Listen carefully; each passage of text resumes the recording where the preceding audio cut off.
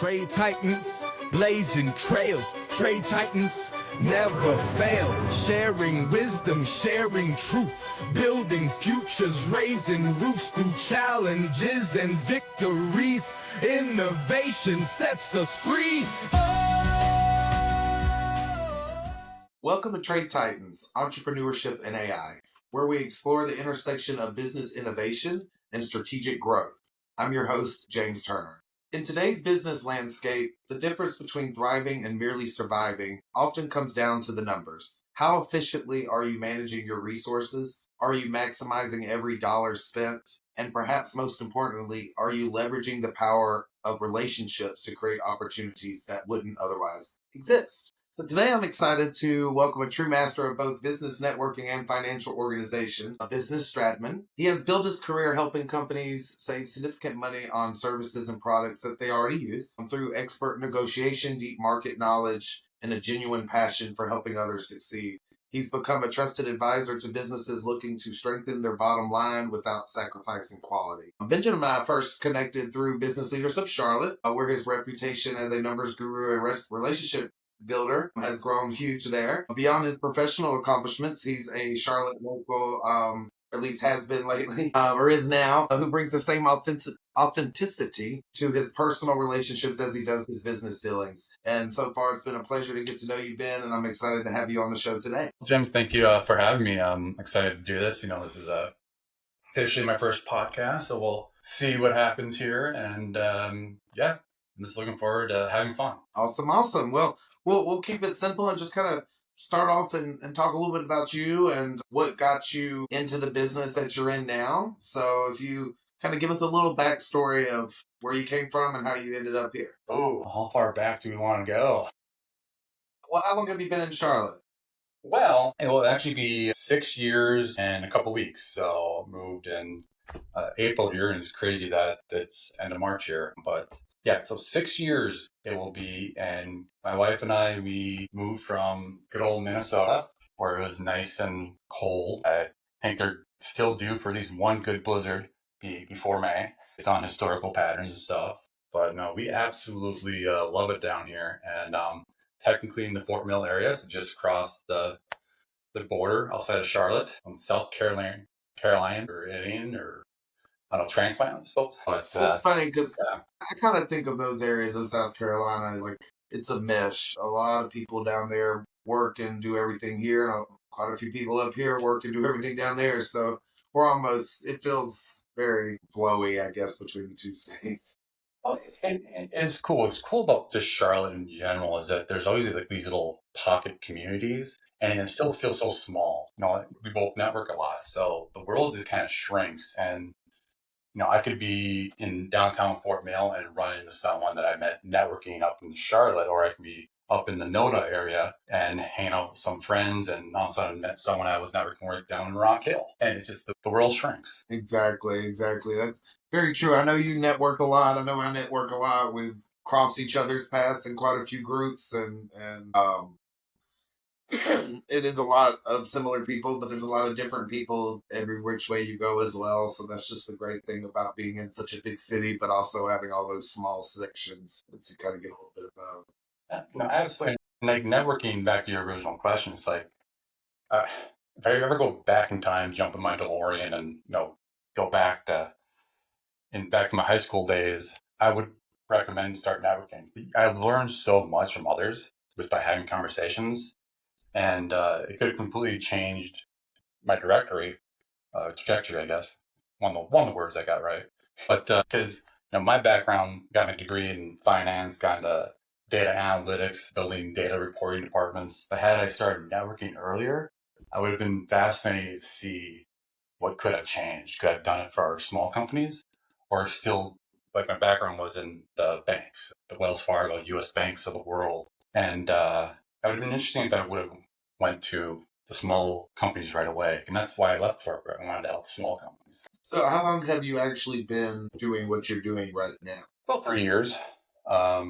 Made a decision to leave corporate. I wanted control over my own destiny and then really help small companies. I think there's a lot of good business owners out there, and time, as you start getting stretched really thin, so you lack the time to, maybe optimize a few things.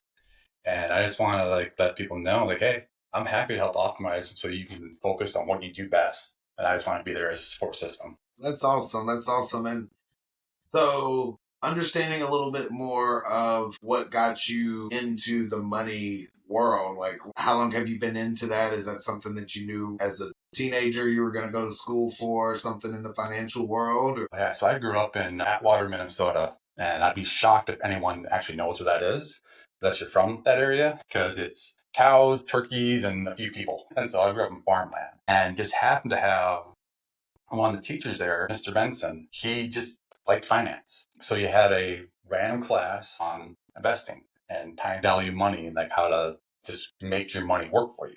And that's kind of how I got into finance. And it's weird. So I guess my background's in data analytics, but data is data and the stock market is just data.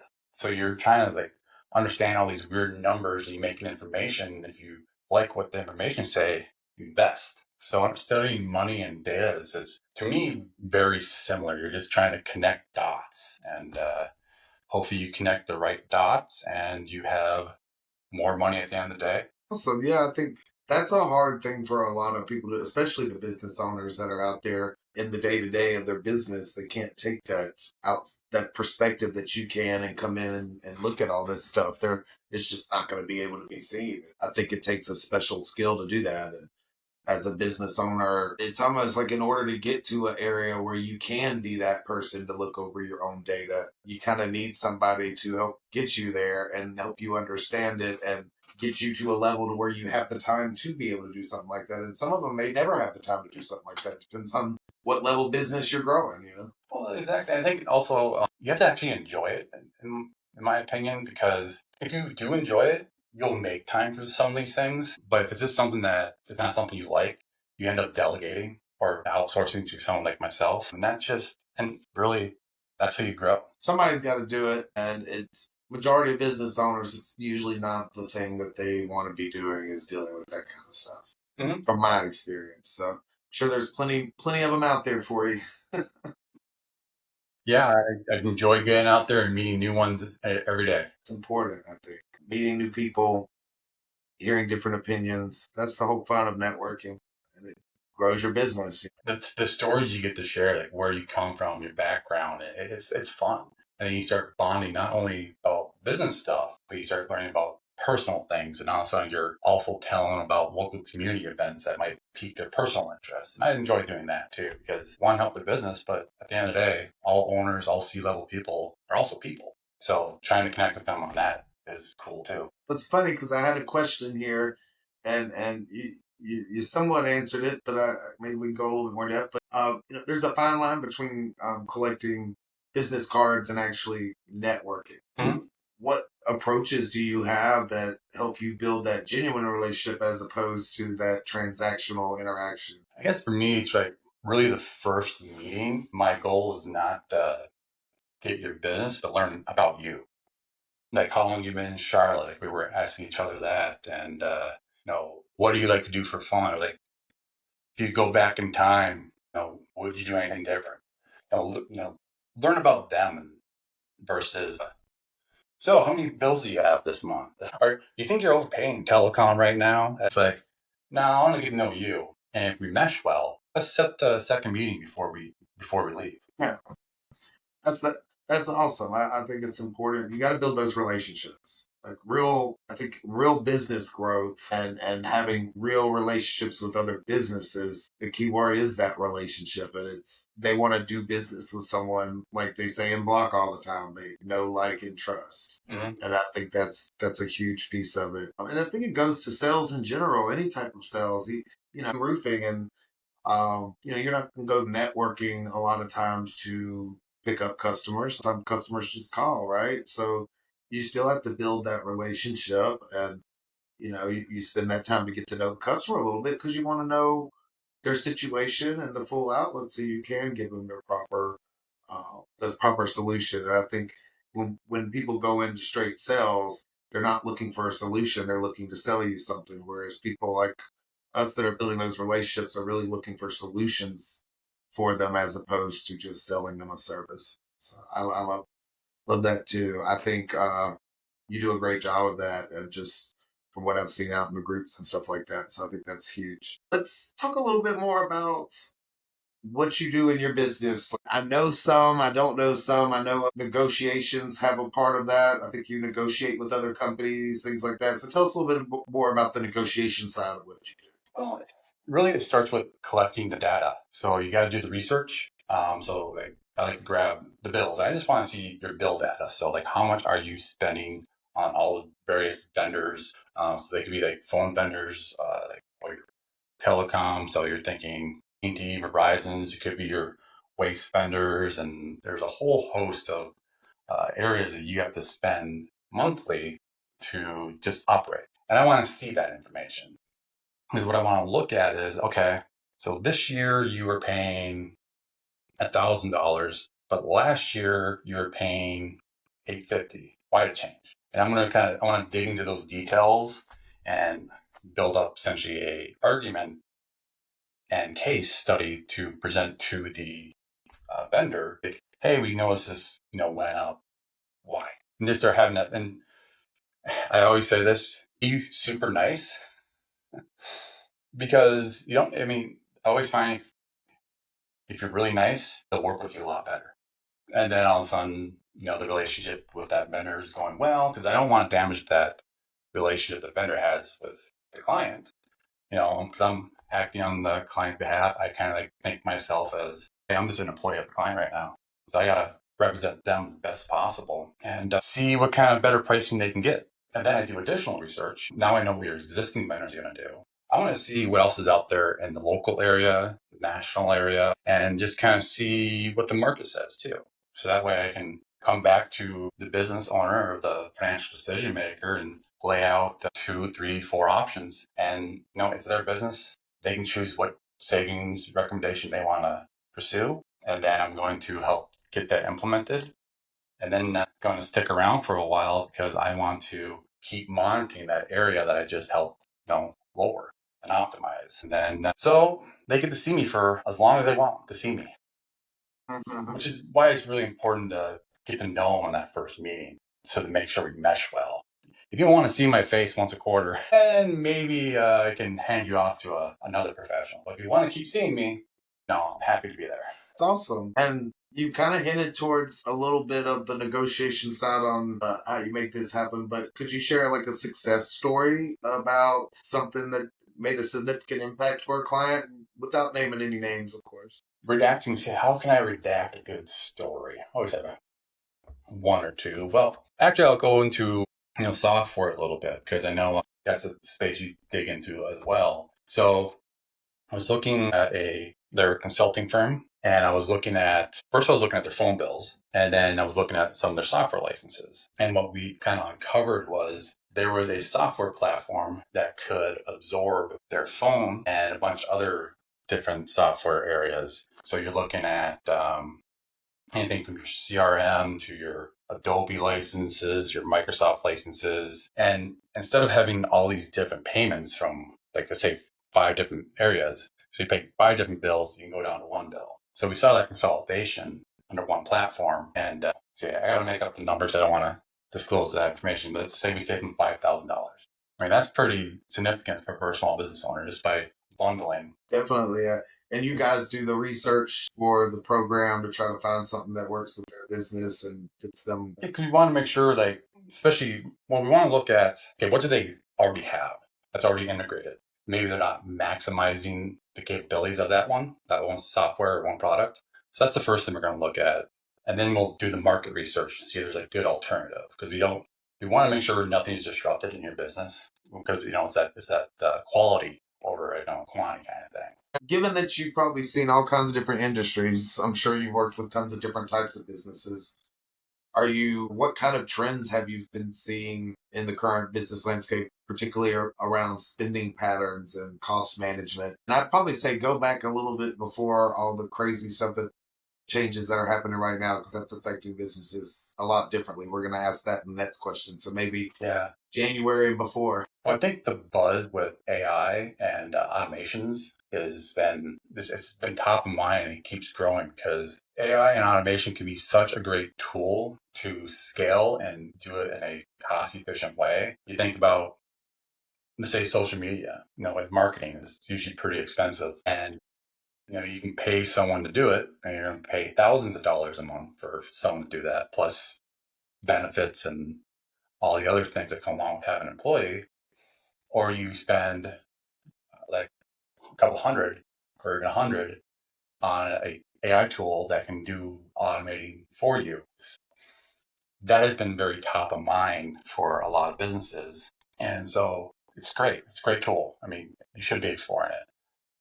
Flip side, I have been seeing people just like sign up for this product and that product, and all of a sudden they have 5 different AI tools, and they didn't show off the free trials. Now they're paying for 5 different tools instead of seeing which one can do all that for them. So they're blowing up their software and licensing expense line because they're trying to do good. I think this comes back down to struggling having that time to do the proper research because you're also potentially running your business. I have an AI and automation business too. Mm-hmm.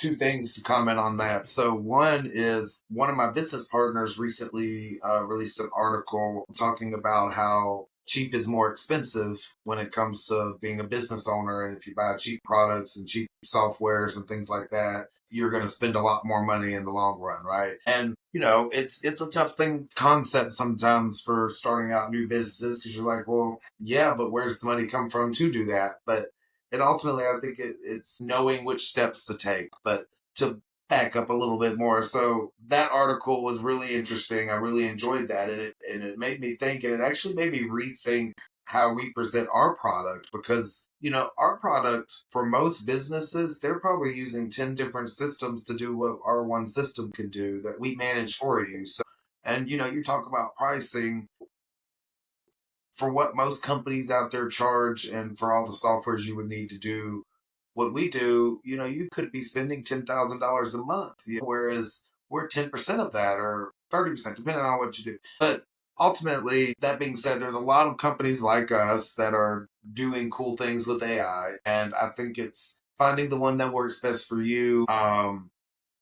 And not taking those false promises too, because a lot of these companies will just promise you the world, and you really want someone that's going to be upfront and honest with you that in the world of online marketing and the world of that kind of stuff, there is no guarantee of anything.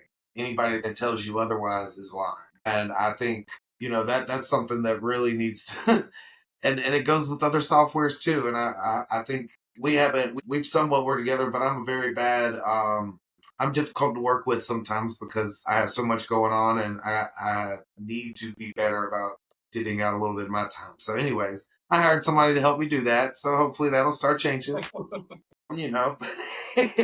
step by step. Yeah. But jumping back into like more, the Charlotte area, because I know you work with companies all over the country, I think, right? So as far as our local market, are you seeing any particular trends that are kind of different than everywhere else? Because I know real estate's different here than everywhere else. So Yeah. I've seen a lot of businesses come here. Nothing unique that's really standing out that I can really identify as like what's unique to Charlotte outside of networking is still very feel like it's still very word of mouth. That's not really any kind of software issue or any economic trend or spending trend that I've really seen. I hear a lot of buzzwords. Like people are like the uncertainty of what is their widget going to be costing this month because they have to import because of the tariff word that keeps going around. People are just like uncertainty. What's it going to be? And they're just trying to like plan for it as best they can.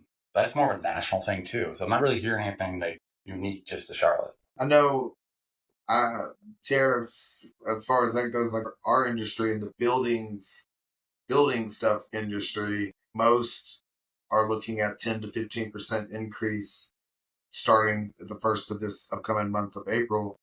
For us, we used to get guaranteed pricing for like 90 days. Mm-hmm. Now it's going to be a month to month thing. And it might even be less than that. It might not be any guarantee. It might just fluctuate, which is crazy and kind of unheard of. So I'm interested to see how businesses approach this and prepare and how it affects everything. I'm always intrigued by how these major changes make changes, and I want to see what it, because I'm in an industry that's considered recession proof. Everybody needs a roof, right? But ultimately, if a $10,000 roof turns into a $50,000 roof, who's going to be able to afford it? They might need it, Yeah. but needing it and affording it are two totally different things. So. You might be seeing a lot of DIYers with random wood and cardboard. Exactly. I think there's a lot of new products in the roofing world coming out too to help save that kind of like other alternatives, which I think a lot of the different industries are probably trying to come up with alternatives to the expensive things because the options that need to be available for people. Yeah, I think, going back to my nerding out about finance and just business in general, I think my high school teacher, Benson, would say diversification, and you kind of can apply that with the products you have to purchase. It's like, are there alternative suppliers from different parts of the nation, world, that you could substitute the product for to help combat some of those increases in prices? Again, it comes down to time and researching for that stuff. Exactly. I think, for us, I mean, all the material is made here in the United States, but there's certain things sourced from out of the country needed to make those materials is what makes it. I don't know if there's ever the problem is there will never be certain things that we will be able to source from the United States. We will have to get them from other countries if we want to make those products. So it's either come up with a new product with something that we have or can produce, or we have to pay what we pay. Oh, that's just geography. I mean, we can't magically be able to produce certain things. It's just not going to happen. So it is what it is. So hopefully I'm sure it'll all work out. That's a whole nother show, right? We could talk about that for hours and hours. Yeah. I think that's a very debatable or debating type show too. There's a lot of controversy involved in that kind of discussion. There's reason on both sides to have controversy. I don't really see it as a sides thing. I see it as the people in the community in the world, and I think that's why I was asking the question to you. Is just more of like how are businesses more preparing for it because we know something's happening. We might not know exactly how it's going to happen yet and how it's all going to unfold, but we got to prepare somehow, right? And I think it just comes down to experience. If you lived it once, you remember it, and hopefully you documented it so you can happened again. Let's bust out the old operating procedures to know how we did it in the past and implement that plan again. The only trick is, and hopefully both once in a lifetime events that you just have no idea what's going to happen. 2020, for example, and we just hope that never happens again. But those things you never be able to plan for. And I think with the world of AI and all the technology and all the stuff that's happening in the world, we're likely to see some more things that we've never seen that affect us in ways we've never thought about before. I think that's part of being a business owner, and is just being prepared for the unprepared, being ready to go with what's happening and not always be stuck in this is how we've always done it because everybody else is going to change whether you want to or not. You kind of got to figure it out. Well, it's like, what was that quote from, remember the Titans, about being mobile and agile? And that's really what you have to be as a business. Is if you don't adapt, you could be left in dust. Exactly.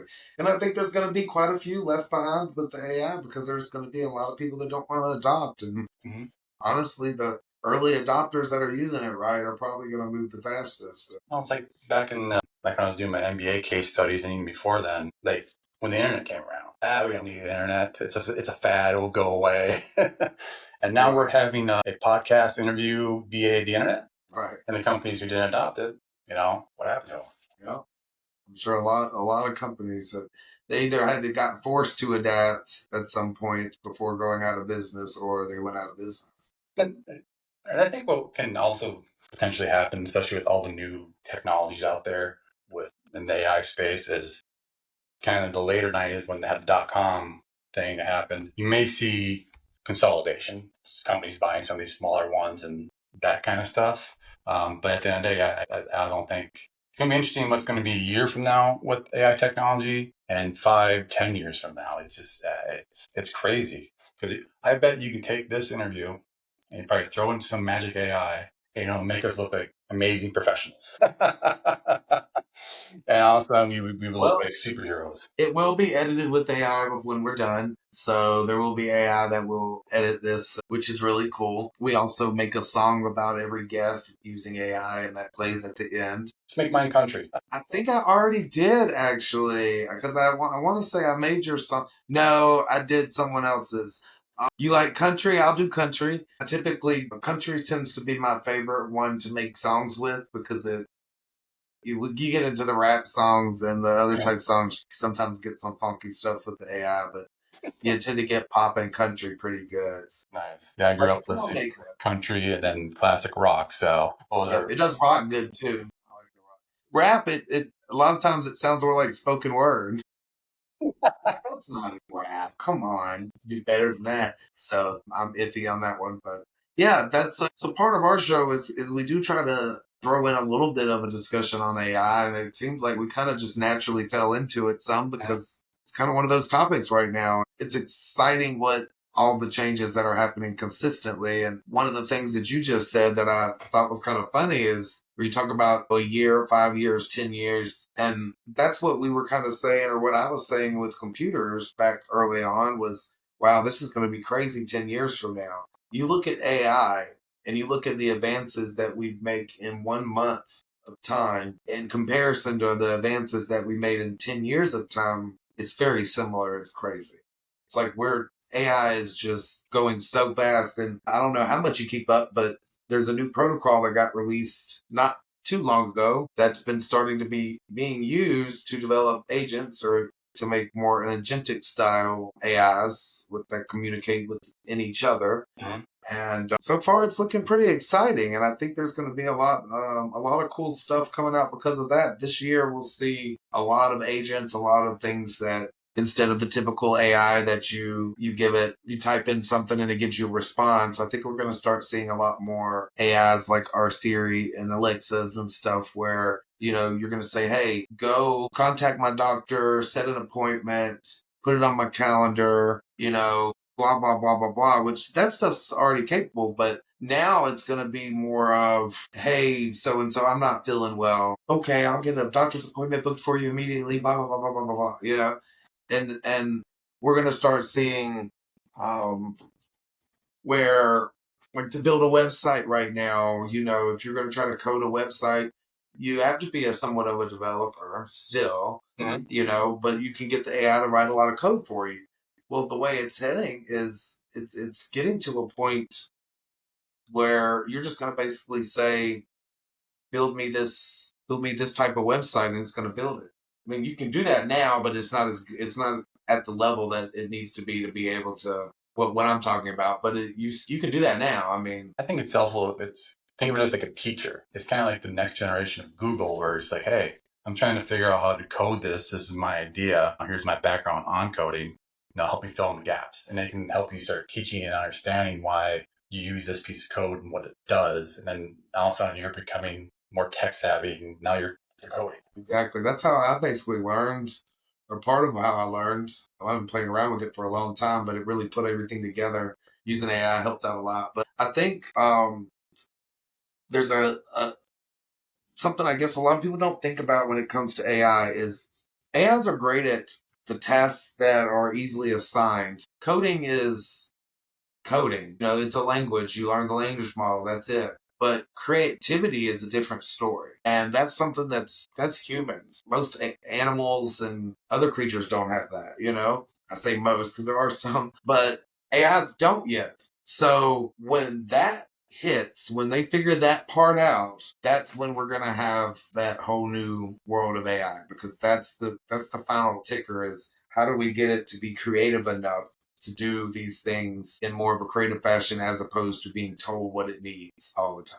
I also think that with the creative piece, I think you need to be a little bit careful that it's one creative mind and everyone just replicating it. Or I think you still need to have that, realize that it's a tool so that you can program it to be creative like you want to be creative. That's where a lot of the tools will come in. And that's where I think what's happening is there'll be a model that can be worked off of that then can be fine tuned to the individuals like that. That's pretty much the way that would go. But there's so much crazy stuff that's been happening. And I think the reason why we haven't advanced as fast, because we could be advancing a little bit faster. Mhm. But the reason for that is for security purposes. We want to make sure that this stuff's secure. And right now it's not. And not to scare people, but there's a lot of things that have come up in security trials that are pretty much risky on almost every AI out there has something going on. But it's all down into the fine tuning. You go look at the biggest ones like OpenAI, Claude, or Anthropic. Those are huge models, probably the leading for most everything. But they have two totally different ways of doing things. You got your OpenAI that's trying to think of the best way to say it. I would say Anthropic is more custom. It's not built. The majority of what we have out there in AI right now is probably built off OpenAI. It's that they're the majority holder. But Claude is a little bit more private. I'd say potentially more secure, which are huge pieces. I'm not a security whiz, so I don't want to say too much on that, but I think they all have their uses. And I think as the more and more things change, we start to come together. For instance, most all AIs now have a deep research feature, Mhm. which they were kind of competing and calling things different things that really were the same thing, just from a different AI, right? So now we're starting to see things come together where they're almost agreeing on, let's call it this type of feature. This is what it's called, no matter who this was. And I don't know if it's necessarily something they agreed on, but it's something that just kind of started happening. And it's almost like, computers, like you have a Windows was first, but there's other ones out there. There's certain terms and the escape key and the different keys and control key and stuff. Things like that are starting to become more universal, which I think is what tells you that AI is really starting to, it's hitting its ground now. So, but anyways, I can talk a lot about that. So I'll Yeah. back. I was gonna say there's a reason I have a whole list of cybersecurity professionals. If you don't have it, get it. Now, because of my corporate days, I have had a lot of training to identify the bad actors out there with the email, text, and all this stuff. But they're getting more and more creative. So that's why I always have a list of cybersecurity professionals that I like to introduce any and all businesses to, because protect yourself. You remind me because I was actually going somewhere earlier and I lost it, so I kind of just stranded onto something else. Microsoft just announced that they are releasing 11 agents, security protocol agents that are geared to securing and protecting you from phishing and things like that in your emails. And they're like being very careful about this release, and I think it's very exciting because it's like a trillions of dollars are stolen apparently, or it's a really big number. It's crazy. Yeah. And I think even if they can take 10% off, like that would help out a lot. But I think we're going to start seeing a lot more of that. I don't know if Microsoft doing it means it only applies to Outlook, but I'm thinking that it's going to end up across the board before too long, because we're at a point now, you got to have AI to fight AI. So. But let me ask you a last question, and then we'll finish this out today. But I did want to ask, like, if you had something in particular, like one piece of major advice that you could give to someone looking to better optimize their business, what would that be? Better optimize their expenses in their business, and then their networking, improve their network. So those two things. I think take both. I think the answer is kind of the same for both. Is don't be afraid to raise your hand and ask for help, because it comes back down to, if you don't have the time to do the research and do the analysis, ask for assistance. Whether it be, because you really have two options. You can do it internally through your staff you already have, or you reach out to your network and see who you can bring in to assist you, either with AI, saving costs, benefits overhaul, cybersecurity protection, whatever it may be. You just got to be able to raise your hand. Thank you for that. I think that's great advice. And I thank you for all your advice and insights today. I think someone should have learned something today from that, right?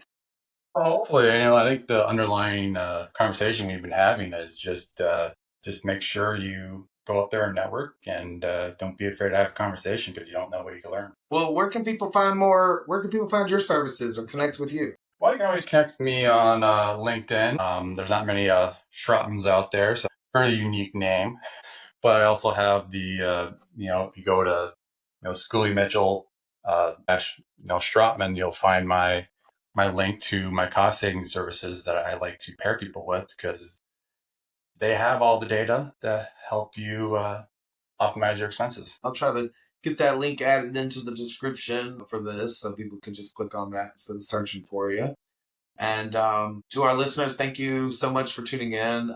Again, we do this every week. Please subscribe to our podcast, share it to anybody that you might think would benefit to it. Until next time, I'm James, reminding you that in business, as in life, it's often the relationships we build and the efficiencies we create that make all the difference. Stay tuned and listen to the song about Ben, and we will see you next week.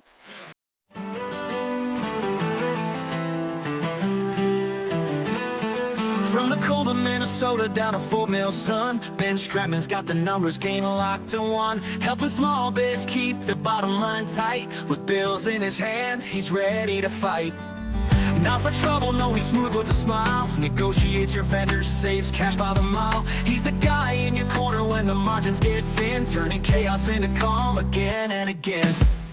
On TradeTitans we learn and grow, where the smart minds talk and the good vibes flow. Ben's got the skills to help you thrive, cutting through the waste, keeping dreams alive. So if you wanna save and soar, call Ben, he'll save you more.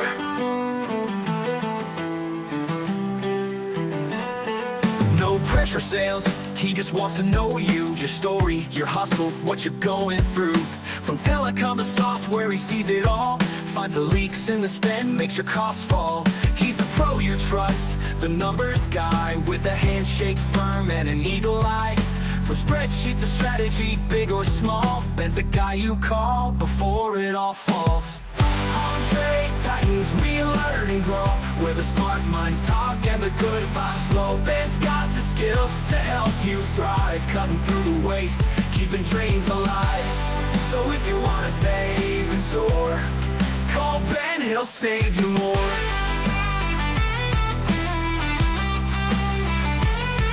No pressure sales, he just wants to know you, your story, your hustle, what you're going through. From telecom to software, he sees it all. Finds the leaks in the spend, makes your costs fall. He's the pro you trust, the numbers guy, with a handshake firm and an eagle eye. From spreadsheets to strategy, big or small, Ben's the guy you call before it all falls. On TradeTitans we learn and grow, where the smart minds talk and the good vibes flow. Ben's got the skills to help you thrive, cutting through the waste, keeping dreams alive. So if you wanna save and soar, call Ben, he'll save you more.